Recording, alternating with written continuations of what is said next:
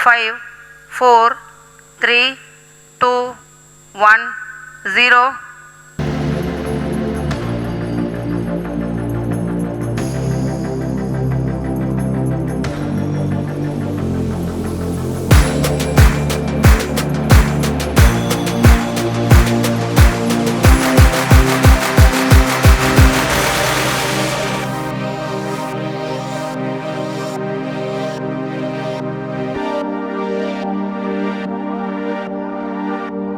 अचानक ये क्या हो गया?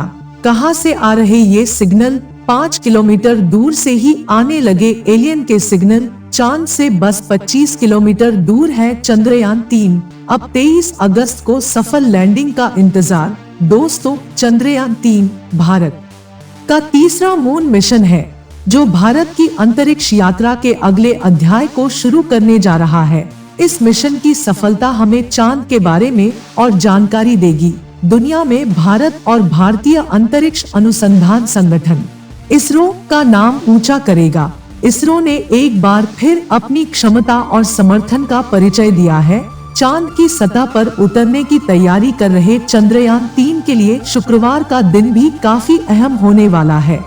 इंडियन स्पेस रिसर्च ऑर्गेनाइजेशन यानी इसरो का कहना है कि अलग होने की प्रक्रिया के बाद लैंडर अब डिबूस्ट की प्रक्रिया करेगा।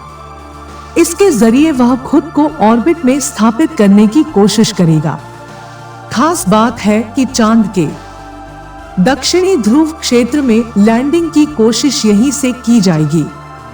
2023 में चंद्रयान-3 को चांद पर भेजने से पहले भारत ने 2019 में चंद्रयान-2 रवाना किया था। हालांकि उस दौरान चंद्रयान-2 को लैंडिंग और रोविंग में सफलता नहीं मिल सकी थी। इनके अलावा चंद्रयान-2 ऑर्बिटर भी चांद के आसपास मौजूद है। अब इन 3 यानों की मदद से भारत लगातार अंतरिक्ष की ओर मजबूती के साथ अपने कदम बढ़ा रहा है। चंद्रयान-3 तेज रफ्तार से आगे बढ़ रहा है। भारतीय अंतरिक्ष अनुसंधान संगठन इसरो ने नया अपडेट दिया है। चंद्रयान-3 का लैंडर मॉड्यूल डीबूस्टिंग के बाद अपनी कक्षा कम करते हुए 113 बाय 157 किलोमीटर के ऑर्बिट में आ गया। दोस्तों, लैंडिंग मॉड्यूल में विक्रम लैंडर और प्रज्ञान रोवर शामिल है। दूसरा डीबूस्टिंग ऑपरेशन 20 अगस्त को प्लान किया गया है। जब भारत नींद के आगोश में जा चुका होगा, तब चंद्रयान-3 इस ऑपरेशन को अंजाम देगा। वह अपनी रफ्तार और धीमी करते हुए चांद के सबसे करीबी ऑर्बिट में दाखिल होगा। इस साल 14 जुलाई को लॉन्च किया चंद्रयान-3 मिशन भारत के मून मिशन का फॉलोअप है। 23 अगस्त को चंद्रमा की सतह पर सॉफ्ट लैंडिंग के बाद चंद्रयान-3 वहां के बारे में ज्यादा से ज्यादा जानकारी जुटाएगा। चंद्रयान-3 के विक्रम लैंडर आज यानी 20 अगस्त की सुबह 2 से 3 बजे के बीच चांद के और करीब पहुंच गया। अब वह 25 बाय 135 किलोमीटर की ऑर्बिट में है।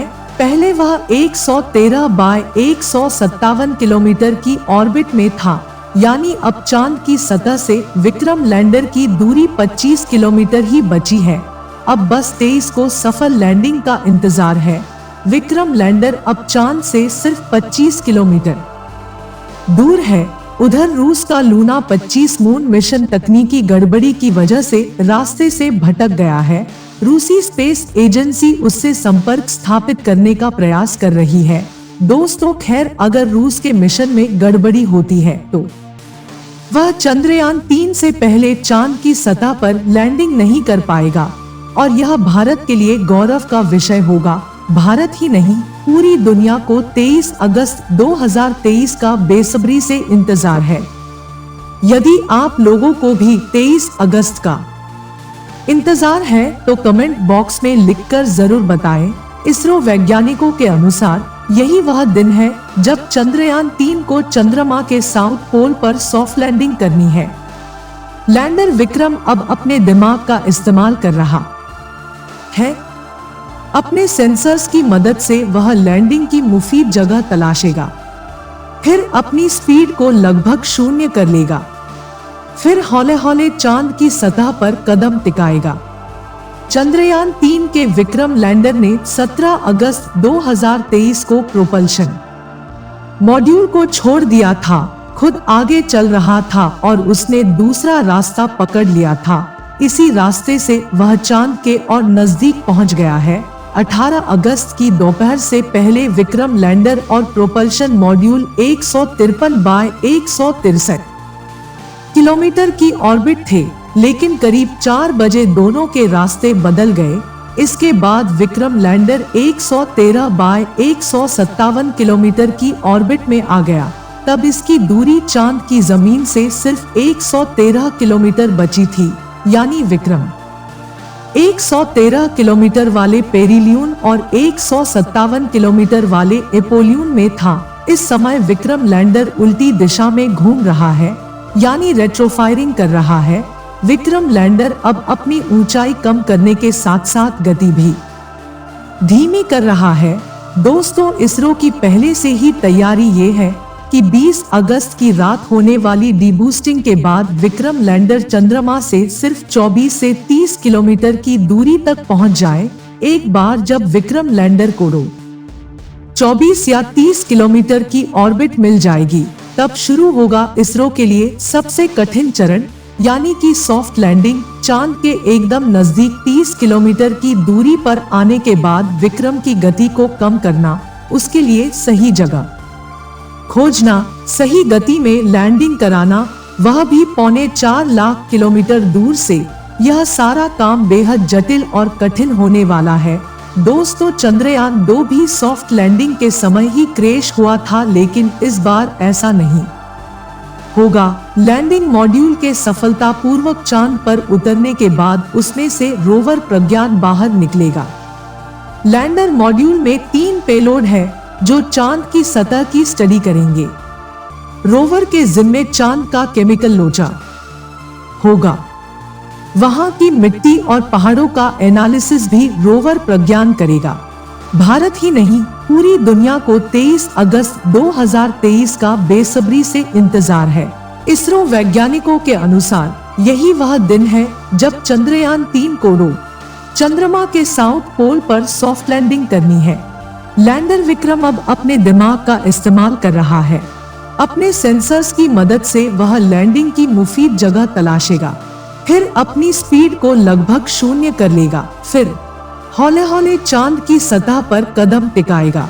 इसरो के एक साइंटिस्ट मनीष पुरोहित कहते हैं कि इस मिशन के जरिए भारत दुनिया को बताना चाहता है कि उसके पास चांद पर सॉफ्ट लैंडिंग करने और रोवर को वहां चलाने की काबिलियत है। इससे दुनिया का भारत पर भरोसा बढ़ेगा, जो कॉमर्शियल बिजनेस बढ़ाने में मदद करेगा। भारत ने अपने heavy lift launch vehicle LVM-3M4 से चंद्रयान को लॉन्च किया है। इस व्हीकल की काबिलियत भारत पहले ही दुनिया को दिखा चुका है। चंद्रमा के पोलर रीजन दूसरे रीजन से काफी अलग हैं। यहाँ कई हिस्से ऐसे हैं जहाँ सूरज की रोशनी कभी नहीं पहुँचती और तापमान 200 डिग्री सेल्सियस से नीचे तक चला जाता है। ऐसे में वैज्ञानिकों का अनुमान है कि यहाँ बर्फ के फॉर्म में अभी भी पानी मौजूद हो सकता है। भारत के 2008 के चंद्रयान 1 मिशन ने चंद्रमा की सतह पर पानी की मौजूदगी का संकेत दिया था। अगर सब कुछ ठीक रहा तो चंद्रयान 3 चंद्रमा के दक्षिणी ध्रुव के पास सॉफ्ट लैंडिंग करने वाला दुनिया का पहला स्पेसक्राफ्ट बन जाएगा। चंद्रमा पर उतरने वाले पिछले सभी स्पेसक्राफ्ट भूमध्य रेखीय क्षेत्र में चंद्र भूमध्य रेखा के उत्तर या दक्षिण में कुछ डिग्री अक्षांश पर उतरे हैं। मनीष पुरोहित ने बताया कि चंद्रमा पर 14 दिन तक रात और 14 दिन तक उजाला रहता है। जब यहाँ रात होती है तो तापमान 100 डिग्री सेल्सियस से भी कम हो जाता है। चंद्रयान के लैंडर और रोवर अपने सोलर पैनल से पावर जनरेशन करेंगे, इसलिए वो 14 दिन तो पावर जनरेट कर लेंगे, लेकिन रात होने पर पावर जनरेशन प्रोसेस रुक जाएगी।